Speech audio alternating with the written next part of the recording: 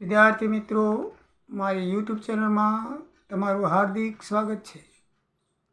આજે આપણે ટેક્સેશન 2 કરવેરા પરિચય પ્રકરણ 2 મૂડી નફાની અંદર મૂડી મિલકતની પડતર કેવી રીતે નક્કી થાય એના વિશે આપણે સમજીશું.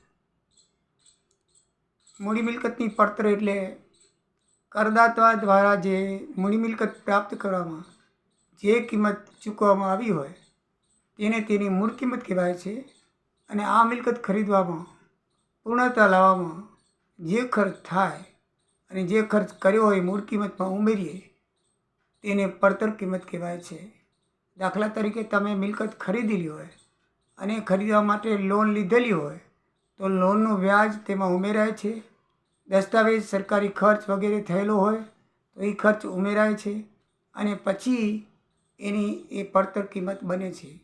આપણે આગલા ધોરણમાં શીખી ગયા છીએ. પડતર કિંમત એટલે મૂળ કિંમત વત્તા ખરાજાત એટલે ખર્ચ. મૂળ કિંમતમાં ખર્ચ ઉમેરીએ એટલે પડતર કિંમત આવે.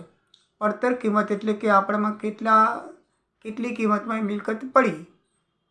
દાખલા તરીકે એક સામાન્ય ઉદાહરણ લઈએ કે 10,000નું ફ્રીજ તમે ખરીદેલું હોય અને ઘરે લઈ જવામાં 500 રૂપિયાનું બીજું ભાડું ખર્ચ ચૂકવ્યું હોય તો એ 10,000 વત્તા 500 ખરાજાત બરાબર 10,500 એની પડતર કિંમત કહેવાય. એના વિશે આપણે બરાબર જાણીએ છીએ. એટલે મૂડી મિલકતની પડતર કિંમત પણ આ જ પ્રમાણે હોય છે કે જે કરદાતાએ મિલકત ખરીદી એની અંદર એને પૂર્ણ કરવામાં એ ખરીદવાનો દસ્તાવેજ હોય કે ખરીદી પૂર્ણ કરવામાં જે કંઈ ખર્ચ થયેલો હોય એ ખર્ચને ઉમેરતા જે કિંમત આવે તેને મૂડી મિલકતની પડતર કિંમત કહેવાય છે.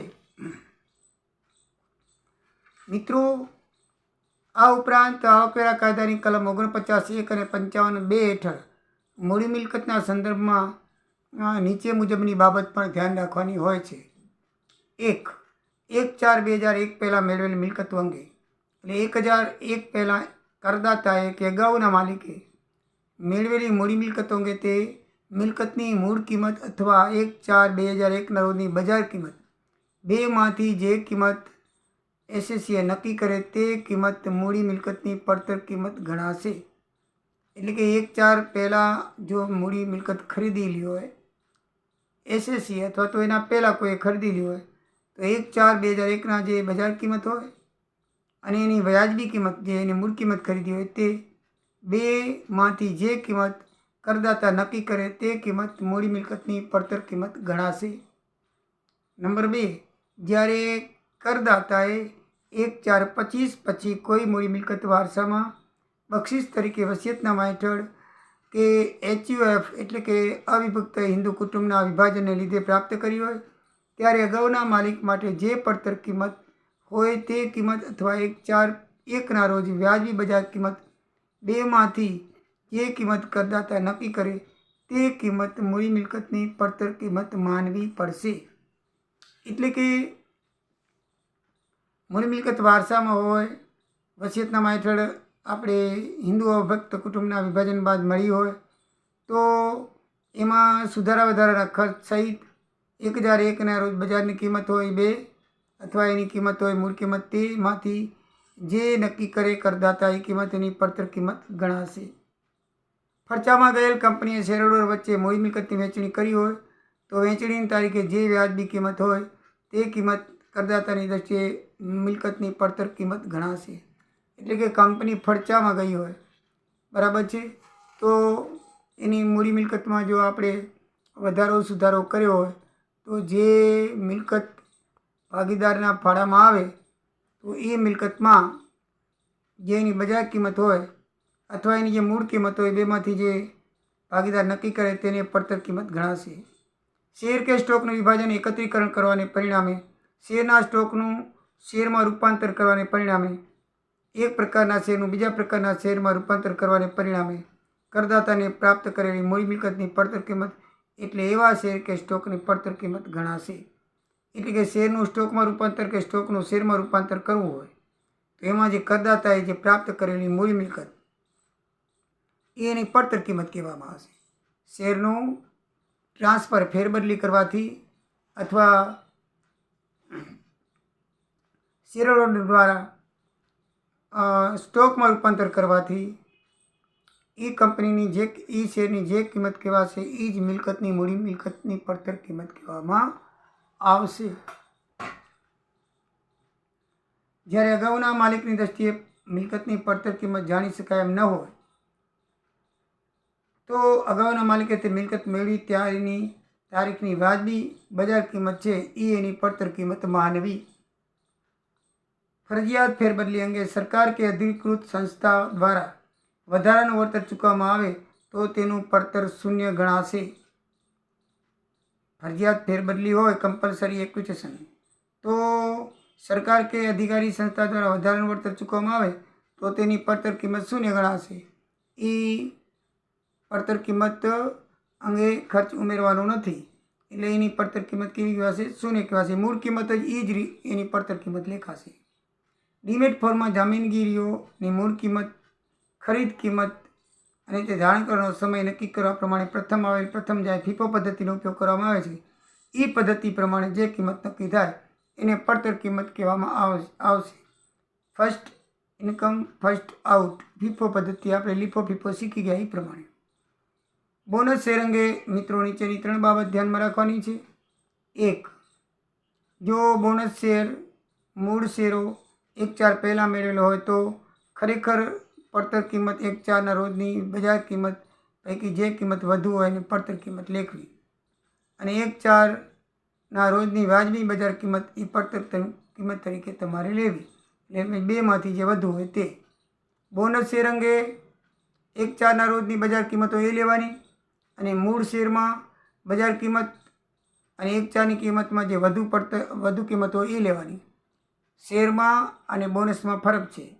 શેરમાં 1/4 કિંમત અથવા બજાર કિંમત બેમાંથી જે વધુ હોય તે અને બોનસ શેરમાં 1/4 બજાર કિંમત હોય એ જ પડતર કિંમત લેવાની થશે. બરાબર મિત્રો. પછી 1/4 પહેલાં મેળવેલો હોય અથવા બોનસ શેર 1/4 પછી મળ્યા હોય તો શું કરવું? તો મૂળ શેરોની ખરેખર પડતર 1/4 રોજની વ્યાજબી બજાર કિંમત પૈકી જે વધુ હશે એ જ લેવાશે પણ બોનસ શેરની પડતર કિંમત શૂન્ય ગણાશે, બજાર કિંમત નહીં ગણાય. 1/4 પછી જે શેર મળ્યા હોય તો એની કિંમત કેવી લખવાની? શૂન્ય લખવાની. જો મૂળ શેરો અને બોનસ શેરો 1/4 પછી મળ્યા હોય એટલે મૂળ શેરો પણ 1/4 પછી મળ્યા હોય, બોનસ પણ 1/4 પછી મળી હોય તો મૂળ શેરોની ખરીદીમાં ખરીદેલ કિંમત ખરેખર છે એની પડતર કિંમત લેખાશે જ્યારે બોનસ શેરની કિંમત પડતર શૂન્ય ગણાશે. એ બરાબર ધ્યાનમાં રાખવાનું છે. 9. સેલરોને હકનો શેર ખરીદવાનો હક મળ્યો હોય તો તેની દ્રષ્ટિએ હકની પડતર કિંમત શૂન્ય ગણાશે પરંતુ જો હકનો ઉપયોગ કરી તે કંપનીને નિશ્ચિત રકમ ચૂકવે અને શેર ખરીદે તો આવા શેરોની કિંમત તેણે ચૂકવેલ રકમની પડતર ગણાશે. એટલે શેરરોને શેર ખરીદવાનો હક મળ્યો હોય તો એ હક જે મળ્યો છે તો એની પડતર કિંમત શૂન્ય ગણાશે. જે મૂળ કિંમત હોય છે પડતર કિંમત હોય નહીં પણ એ હકનો ઉપયોગ કરીને કંપની નિશ્ચિત રકમ ચૂકવીને શેર ખરીદે તો શેરોની કિંમત તરીકે તેણે કંપનીને ચૂકવેલ રકમ એની પડતર કિંમત લેખાશે. જે મૂળ શેરો લીધે તેને આ હક મળ્યો તો તે મૂળ શેરોની પડતરમાં અને પરિણામમાં કોઈ ફેરફાર થતો નથી. જો કોઈ કરદાતા બજારમાંથી ચૂકવણી કરીને હકના શેરો મેળવવાનો હક મેળવે તો તેની દ્રષ્ટિએ હકના શેરોની પડતર કિંમત તેણે બજારમાં ચૂકવેલ હકની ખરીદી કિંમત અને કંપનીને ચૂકવેલ રકમના સરવાળા તરીકે લેખાશે. ઘસારાની પાત્ર મિલકતોની પડતર કિંમત કોઈ મિલકત સમૂહની ઘસારા બાદ કિંમતની નીચે જણાવેલ 2 પરિસ્થિતિમાં શૂન્ય ગણાશે. એટલે કે બ્લોક ઓફ એસેટ એ ઘસારાની પાત્ર મિલકતની પડતર કિંમત કેવી રીતે નક્કી થાય? તો કે કોઈ પણ મિલકતની સમૂહ વર્ષની શરૂઆતની ઘસારા બાદ કિંમત વર્ષ દરમિયાન ખરીદેલ મિલકતની પડતરમાં ઉમેરતા જે સરવાળો આવે તેના કરતાં વેચેલ કિંમતની ચોખ્ખી ઉપજ વધી જતી હોય તો મિલકત સમૂહની ચોપડીએ મિલકત શૂન્ય ગણાશે અને એ ટૂંકા ગાળાનો મૂડી નફો ગણાશે. એટલે કે જમા બાજુ ચોખ્ખી કિંમત થતી હોય, જમા બાજુનો સરવાળો ઓછો હોય, ઉધાર બાજુનો જમા બાજુનો વધારે અને ઉધાર બાજુનો ઓછો હોય તો એ મૂડી નફો ગણાશે 50:1 મુજબ. અને ઉલટું હોય કે ભાઈ જમા બાજુનો ઓછો અને ઉધાર બાજુનો વધારે હોય તો એ ચોખ્ખી ખોટ ગણાશે. શું ગણાશે? ખોટ. જો કોઈ પણ મિલકતની શરૂઆતની ઘસારા બાદ કિંમત વર્ષ દરમિયાન ખરીદેલ કિંમતની પડતર કિંમતમાં ઉમેરતા જે સરવાળો તેના કરતાં વેચેલ તમામ મિલકતની ઉપજ કરતાં ઓછો હોય તો તે મિલકત સમૂહનું અસ્તિત્વ પૂરું થયું હોવાથી ઓછી ઉપજેલી રકમ ટૂંકા ગાળાની મૂડી ખોટ ગણાશે. એટલે કે પડતર કિંમત કરતાં આપણે ઓછી કિંમતે વેચ્યું હોય તો એ ખોટ કહેવાય, અને પડતર કિંમત કરતાં આપણે વધુ કિંમતે ઉમેર્યું હોય તો નફો કહેવાય.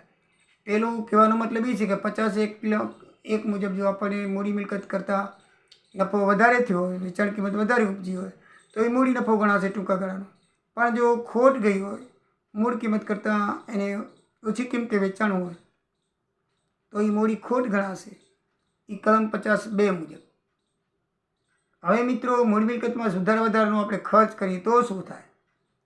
અગાઉ માલિકે SSC 141 પહેલાં પ્રાપ્ત કરી મૂડી મિલકત અંગે 141 કે પછી સુધારા વધારાનો અંગે ફેરફાર કરી મૂડી ખર્ચ કર્યો હોય તો તે ખર્ચ મૂડી મિલકત સુધારા વધારાનો ખર્ચ કહેવામાં આવશે. અને કોઈ કિસ્સામાં મિલકત મળ્યા પછી જો વધારાનો ખર્ચ કર્યો હોય તો જે મૂડી ખર્ચ થયો તે ખર્ચ એ સુધારા વધારાનો ખર્ચ કહેવામાં આવે છે. પણ જો આ ખર્ચ મકાન મિલકતની આવક કે ધંધા વ્યવસાયની આવક અને અન્ય આવકમાં જો વધારો કરતો હોય તો એ મૂડી ખર્ચ કહેવામાં આવશે નહીં, કારણ કે એ અન્ય સાધનોની આવક હેઠળ એને કપાત તરીકે મજરે મળે છે. માટે આવા ખર્ચાઓ મૂડી સુધારાના ખર્ચા કહેવામાં આવશે નહીં. એટલે મૂડી મિલકતની લાંબા ગાળાની મૂડી મિલકતની વેચાણ માટે મૂડી નફાની ગણતરી કરવા માટે સરકારે સૂચકાંક બહાર પાડ્યા છે. એ સૂચકાંક તમને પાન નંબર 114 ઉપર આપેલા છે. 2001 થી 2024ના બધા સૂચકાંક આપેલા છે. એ સૂચકનો આધાર લઈ અને તમારે સુધારેલી પડતર કિંમત નક્કી કરવાની હોય છે. એ સુધારેલી નક્કી કરવા માટે એક સૂત્ર આપવામાં આવેલું છે, અને એ સૂત્ર તમને બોર્ડ ઉપર મેં લખેલું છે. છેલ્લે કે ખરીદીની સુધારેલી પડતર કિંમત કરવી હોય તો 1/4ની પડતર કિંમત ગુણ્યા મૂડી મિલકતની ફેરબદલીના વર્ષનો સૂચકાંક ભાગ્યા મૂડી મિલકતની ખરીદી કે પ્રાપ્તિના વર્ષનો સૂચકાંક. બરાબર છે? તો આ મુજબ તમે ખરીદીની સુધારેલી પડતર કિંમત શોધી શકશો. એટલે મિત્રો, નેક્સ્ટ વિડીયોની અંદર આપણે આ અંગેના થોડા નાના દાખલા જોઈશું અને પછી આપણે આગળ વધીશું. તો જય સિયારામ, જય દ્વારિકાધીશ. મારો જો વિડીયો ગમ્યો હોય તો તમે સબસ્ક્રાઈબ કરશો, અને ધીરે ધીરે આપણે આગળ વધી રહ્યા છીએ મૂડી નફામાં. મૂડી નફાની અંદર મોટા દાખલા કોઈ પૂછાતા નથી.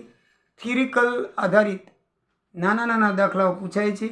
એટલે થિયરીને થોડુંક મહત્ત્વ આપવું, થિયરીમાં જણાવેલ મુદ્દાઓ ધ્યાનમાં રાખવા, અને એના આધારિત દાખલાઓ નાના ગણાવીશ. તે દાખલાઓ તમારે પરીક્ષામાં આવશે. કોઈ લાંબા લચક દાખલાઓ આજ દી સુધી પૂછાણા નથી અને પૂછાશે જ નહીં. તમારા પાઠ્યપુસ્તકમાં તમે જ્યાં યુનિટની અનુક્રમણિકા લખી છે એ અનુક્રમણિકામાં પણ સૂચના આપેલી છે કે બહુ લાંબા લચક દાખલાઓ પૂછવાના નથી. થિયરી આધારિત નાના વૈકલ્પિક દાખલાઓ પૂછવાના છે. તો એ પ્રમાણે આપણે એવા જ દાખલાઓની પ્રેક્ટિસ કરીશું જે પરીક્ષામાં આવે એવા હોય. મિત્રો આવજો. જય દ્વારિકાધીશ, જય સિયારામ.